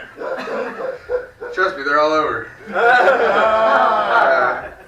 No, but he told me he was a DJ for a living, and I thought that was actually cool at first, because I was like, wow, you can make a living doing that, just disc jockeying? That's pretty cool. He's like, yeah, man, I work at all these karaoke bars. I was like, wait, you're a DJ at a karaoke bar? He goes, yeah, I'm a karaoke DJ. It's the same thing. I'm like, no, it's not the same thing. You don't even choose the songs. It's like the lady who checks your receipt at Costco telling you that she's a bouncer. It's the equivalent of a KJ being a DJ. You explained it. Stop doing that. Thanks, Frederick. You know, one thing I'm kind of sick of is misrepresentations, like when people say that a burn victim was burnt beyond recognition. Like, I feel bad for the person. There's nothing wrong with them. I feel bad they're a victim. But the term burnt beyond recognition doesn't really make any sense to me, because have you ever seen a burn victim? Probably the most distinct group of people on the planet. They're so recognizable. It's just a misrepresentation. It's like when LeBron James says that I'm not supposed to be here. I'm just a poor kid from Akron. I'm not supposed to be here. LeBron's leaving something out. He's 6'8" with 3% body fat, running the fastest 40 time of anyone his size ever. He is supposed to. Where is he supposed to be? The Olympics? It's the only other place. All right, guys, that's my time. Thank you so much. Give it up for Bijan, everybody. Bringing it back to race. All right, yeah. All right. That's right. We go hard in the motherfucking paint around here, you guys. Leave you stankin'. Leave you punching people. Hopefully not me when they're leaving the restaurant later on. That's fine. It's okay. Just not me. I was the nice one. Everybody remember, I was the nice one. Anybody else take their gun in the shower with them? Nobody else? Nobody else? Here's the thing about owning a firearm. I'm going to tell you guys a little secret about owning a firearm. It's actually an incredible fucking pain in the ass. Because when you own a gun, you know that there's like a 9,000% chance that you're never going to be murdered in your fucking shower. But there's a 100% chance that if you do get murdered on your shower, some fat fucking cop is going to find your body and you're going to go, why did this motherfucker get killed? So I just take my gun in the shower with me now. That's how it works out. It's waterproof, I think. I saw a Rambo movie. He came out of the water shooting a gun once, right? This shit's real. Is that shit real? I don't know. You know, we're down to our ultimate comedian this evening. We're down to the top of the peak, the pinnacle. If we were in an MLM, the person who sells all the Herbalife to all of the bad choice makers. We are there. Let's give it up for Danielle! I forgot her last name. Please tell us when you get up here, Danielle. It's porter like the beer. Just so you guys know, I was both of those women.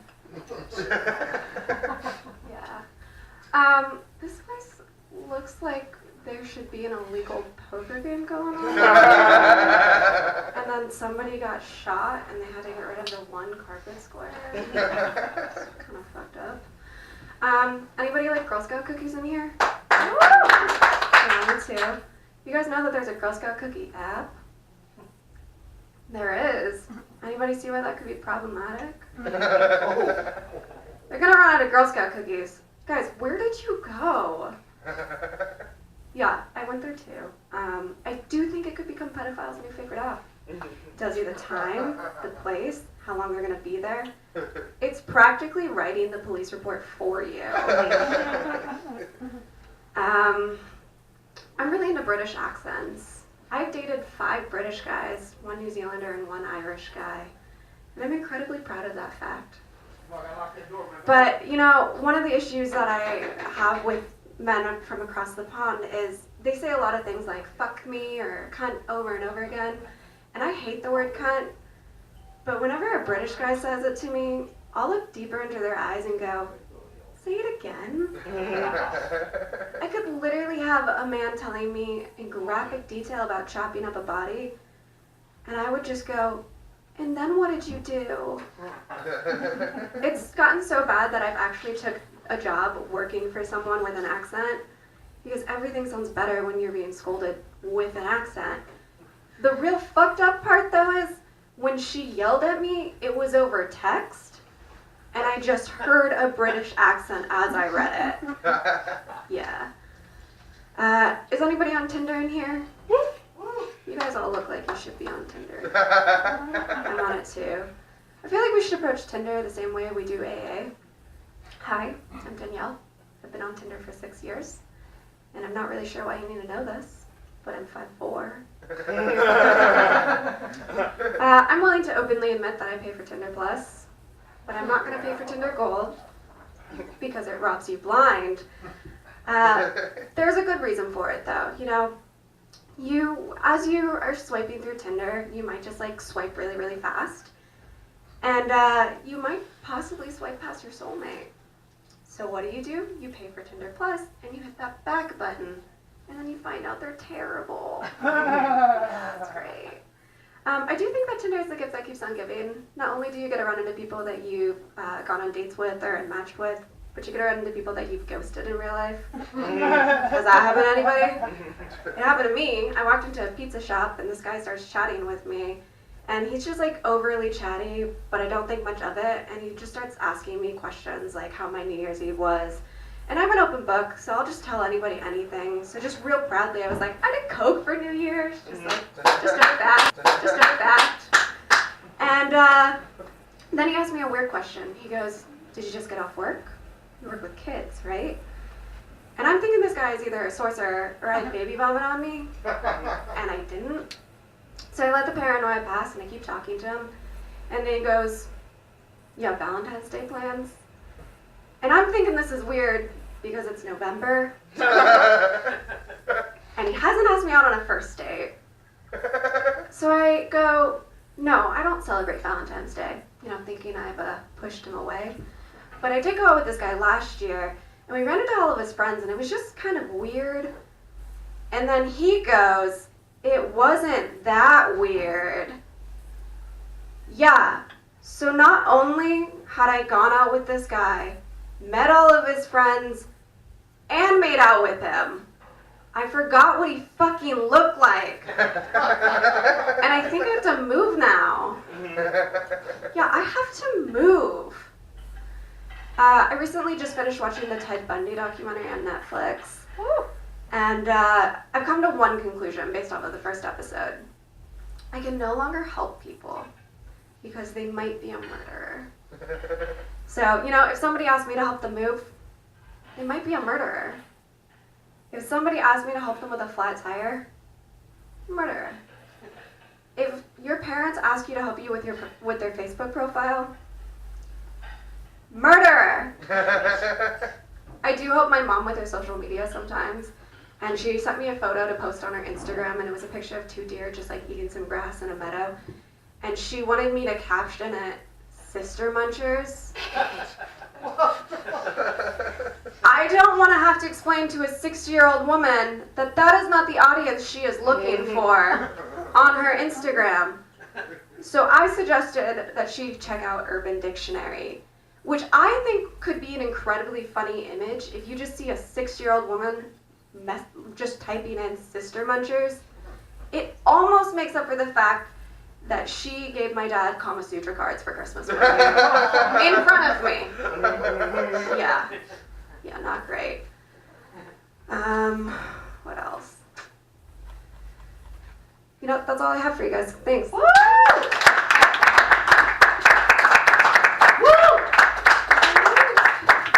Thank you very much. Thank you everybody for coming out to HotBox 2.0 at the Ming Lounge every Friday night at 9. Message Christopher starting at 12 o'clock on Fridays if you ever want to get on. You know the drill. So thank you all for coming, and we'll see you next week.